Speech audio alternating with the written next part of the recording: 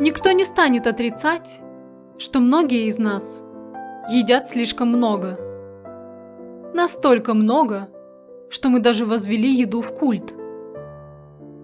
А если нас начинает беспокоить лишний вес, то на помощь приходит огромная индустрия диет на любой выбор и вкус.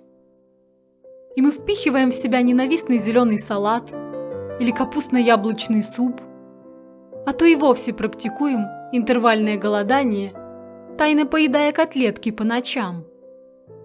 Увы, это не решает проблему, ведь в большинстве случаев она не имеет ничего общего с едой. На самом деле, мы потребляем так много пищи, потому что только она для нас доступна, в отличие от того, чего мы в действительности хотим.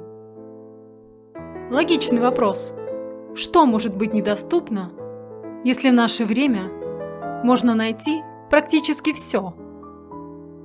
Именно поэтому супермаркеты и торговые центры стали культовыми храмами потребительского общества, а рестораны не жалеют сил, стараясь удовлетворить любые наши запросы. Не желает ли сэр отведать лобстера термидор? Или салат из овощей, сбрызнутых оливковым маслом, изготовленным на крошечной ферме в Пиренеях? Или нежнейшие суши с рыбой фугу? Все это звучит, конечно, здорово, но если бы мы действительно могли выбирать то, чего хотим, то наше меню выглядело бы совсем иначе. Например, спокойный разговор с отцом, без лишнего напряжения, замаринованный во взаимном прощении, доведенная до готовности материнская любовь, зрелая дружба, сервированная обильным подшучиванием, душевный разговор, щедро посыпанный острыми анекдотами, порция на двоих, признание и высокая оценка сексуальности. Наш сомелье рекомендует, как идеальный аккомпанемент, бокал крепкого шито фэнтези.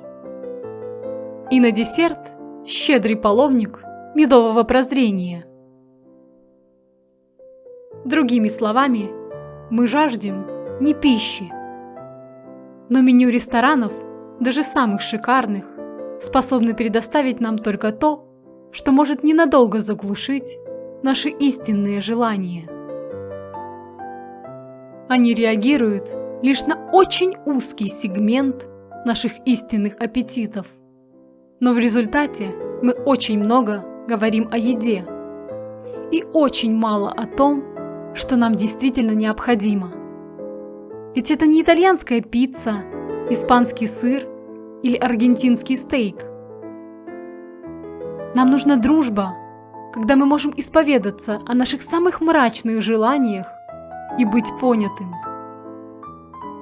Нам нужна помощь и поддержка, чтобы успокоиться в самые худшие моменты нашей жизни. Нам нужен кто-то, кто поможет нам раскрыть наши таланты в работе и реализации истинного потенциала. Но мы остаемся одинокими и злыми даже в больших семьях, заедая свою боль и разочарование обилием различной пищи.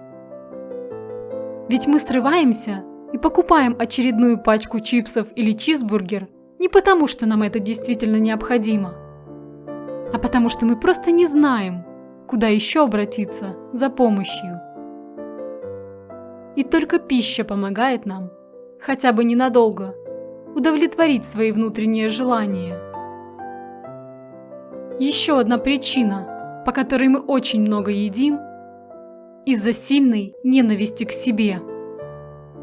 У нас попросту нет достаточного уважения к собственному телу, а потому мы предпочитаем набивать его свежими булками и пирожными, да и вообще любым пищевым мусором, который приносит лишь вред, лишь бы не решать свои эмоциональные и психологические проблемы. Мы насыщаем свой желудок, пытаясь заполнить пустоту в нашей сломанной душе. Индустрия диет закрепилась на подавлении наших страданий а не на поиски их причин. А потому все предлагаемые ею решения могут быть только временными и ненадежными. Диеты не сделают нас идеально стройными, потому что не связаны с тем, что сделало нас полными. Еще пару столетий назад было очень сложно найти что-то настолько потрясающее, что, как говорится, пальчики оближешь. Но с тех пор человечество очень сильно продвинулось в соблазнении наших вкусовых рецепторов.